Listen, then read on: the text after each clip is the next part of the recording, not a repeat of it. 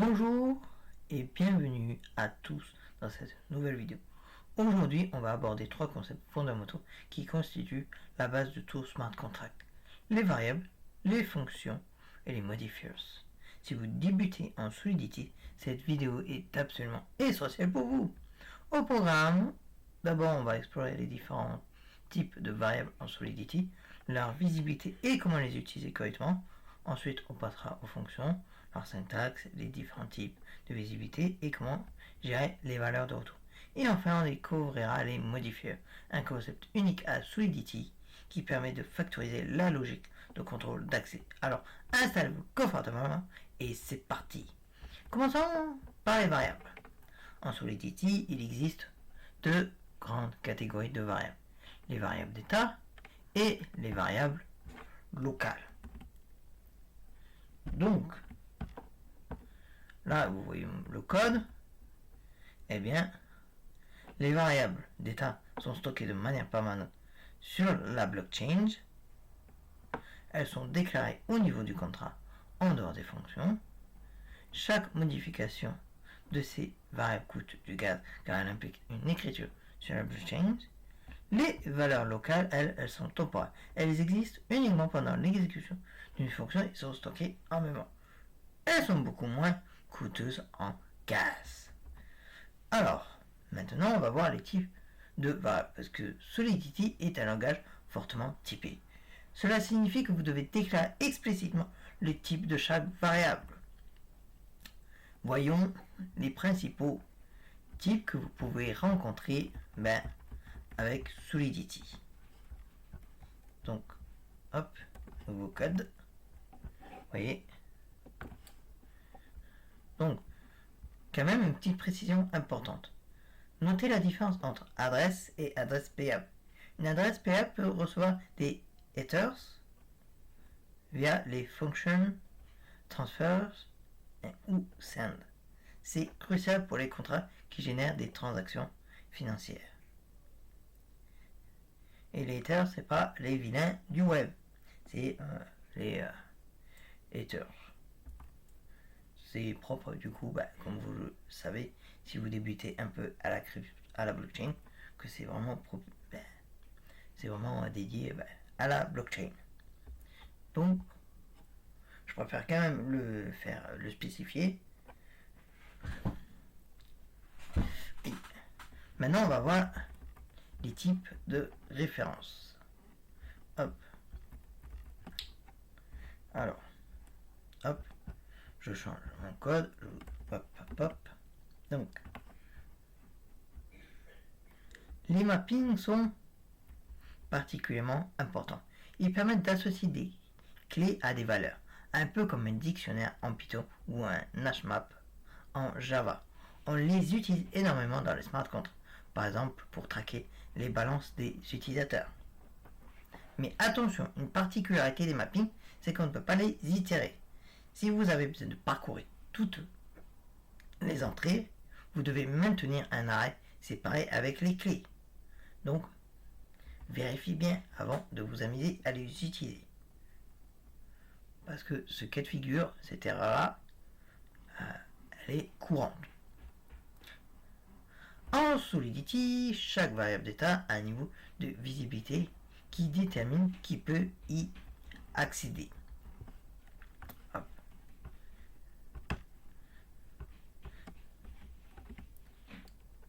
Donc, vous voyez le code.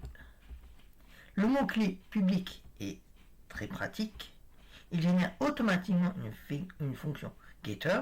Donc, avec unit 256 public counter, vous pouvez appeler counter depuis l'extérieur pour lire la valeur. Mais une chose importante quand même à savoir, même les variables private sont visibles sur la blockchain. Private signifie juste que d'autres contrats ne peuvent pas y accéder directement. Mais n'importe qui peut lire le storage du contrat. Ne stockez jamais d'informations sensibles comme des mots de passe en clair. Je l'ai déjà dit dans une vidéo précédente, mais je préfère le redire. Maintenant, nous allons voir un concept crucial en Solidity, c'est-à-dire l'emplacement où les données sont stockées, donc les data locations. Donc, hop, un bout de code encore. Si vous avez du mal avec les codes que je vous donne ou les explications, n'hésitez pas à me dire. Je répondrai avec joie. Donc, le storage, c'est le stockage permanent sur la blockchain. Donc, il est coûteux en casse. Memory, c'est stockage temporaire en RAM pendant l'exécution, donc moins coûteux. Core data, c'est similaire à memory, mais read only. Utilisé donc pour les paramètres de fonction externale, donc le plus économique. Une règle simple, utilisez core data pour les paramètres de fonction externale que vous ne modifiez pas. Memory pour les données temporaires que vous modifiez et storage est automatique pour les variables d'état. Passons maintenant aux fonctions. Une fonction en Solidity a une syntaxe assez riche. Donc, voilà un bout de code. Hop. Vous voyez. Je vous donne un autre exemple. Hop.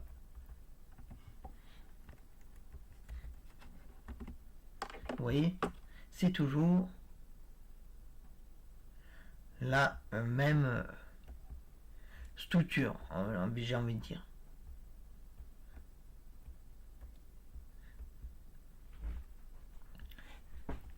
Eh bien, c'est normal.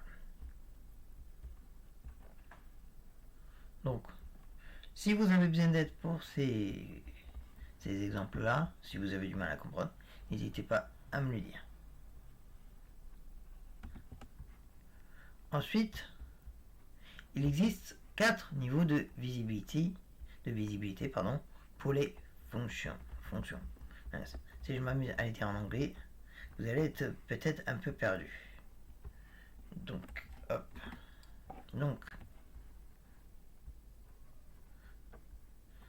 j'ai quand même une petite astuce à vous donner. Préférez external à public quand la fonction n'est appelée que de l'extérieur.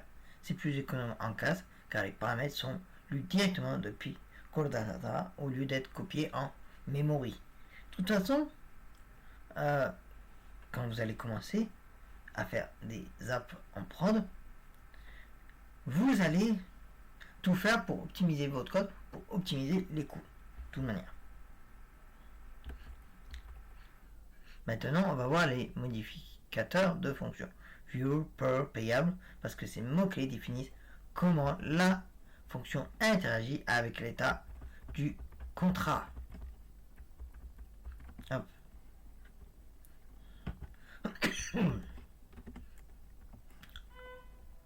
Donc, une fonction view coûte 0 casse si elle est appelée en lecture depuis l'extérieur. Une fonction pure est encore plus restrictive. Elle ne peut même pas lire les variables d'état. Une fonction payable est obligatoire pour recevoir des headers. Sans ce mot-clé, toute tentative d'envoi d'Ether sera rejetée. Solidity permet aussi des retours de valeurs très flexibles, ce qui est fabuleux. Donc, je vous donne le bout de colle. Hop. Les retours nommés sont particulièrement élégants. Vous pouvez assigner les valeurs dans le corps de la fonction et elles sont retournées automatiquement. C'est très utile pour la lisibilité. Maintenant, voyons quelques fonctions qui ont un rôle particulier en Solidity. Donc, hop, hop là. Le constructeur est appelé une fois au moment du déploiement. C'est l'endroit idéal pour initialiser vos variables d'état.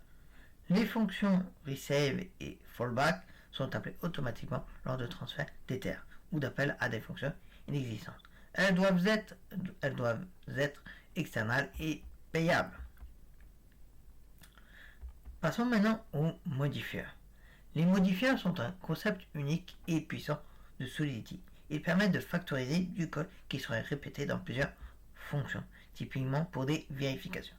Imaginez que vous avez 10 fonctions qui doivent toutes vérifier que l'appelant est le propriétaire du contrat. Sans modifier, vous devriez copier-coller le même code de vérification 10 fois. Avec un modifier, vous l'écrivez une fois et vous l'appliquez à toutes ces fonctions. Je vais vous donner un exemple de syntaxe basique. Hop. Tac. Voilà. Le symbole trait du bas point virgule dans le modifier est un placeholder qui représente le code de la fonction. L'exécution passe par le modifier et quand elle rencontre tiré du bas point virgule, elle l'exécute le code de la fonction puis revient terminer le modifier s'il y a du code après. Les modifiers peuvent aussi accepter des paramètres, comme je vais vous montrer dans 2 petites secondes. Hop. Voilà.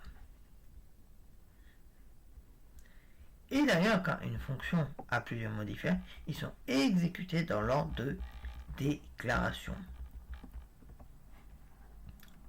Comme ce que je vais vous montrer dans même pas 2 secondes. Bah là. J'étais encore plus rapide que ce que je viens de dire. Maintenant, je vais vous montrer un exemple concret et professionnel d'utilisation des modifiers. Là, ça va être par exemple un système de permission. Donc, vu que je pense qu'il y en a quand même beaucoup qui l'ont déjà fait, vous allez comprendre, même si c'est du Solidity. Mais c'est important. Hop. Donc, ce pattern est extrêmement courant dans les smart contracts professionnels. Il permet de créer des hiérarchies de permissions claires et maintenables. Donc, je vous montre le code. Ben, vous le voyez. Vous voyez, il y a le constructeur, il y a les modifieurs de contrôle d'accès, seulement admin, seulement modérateur, seulement register, les fonctions avec les modifieurs, comme on a vu tantôt, une fonction enregistrer utilisateur, avec l'adresse d'utilisateur, etc. Et l'action réserve. Bien entendu que là je vous ai mis du code en français et des commentaires en français, mais c'est en anglais que vous devez les mettre. Surtout que dans la blockchain, il y a encore plus d'anglophones que de francophones. Et voilà, on arrive à la fin de cette vidéo. On a couvert énormément de terrain en jeu. Pour récapituler, les variables, il y a les variables d'état contre les variables locales, le type de valeur et type de référence, la visibilité avec public, private, internal, les data location avec storage, memory, core data, les fonctions avec la visibilité publique, external, internal ou private, les modificateurs avec view, per et payable, les retours multiples et retours nommés, les fonctions spéciales constructeur, resave, fallback, les modifiers avec la factorisation du code de vérification, les modifiers avec et sans paramètres, ordre d'exécution, pattern de contrôle d'accès. Ces 3 concepts sont vraiment la fondation de tout ce que vous ferez en Solidity. Prenez le temps de bien les maîtriser, expérimentez dans Remix, cassez des choses et apprenez de vos erreurs. Dans la prochaine vidéo, on abordera l'héritage, les contrats abstraits et les interfaces. Ça va devenir encore plus intéressant. Si cette vidéo vous a plu, n'oubliez pas de liker, de vous abonner et d'activer la cloche pour ne rien manquer. Si vous avez des questions, posez-les en commentaire, je me ferai un plaisir d'y répondre. Merci d'avoir suivi cette vidéo jusqu'au bout et à très bientôt pour la suite.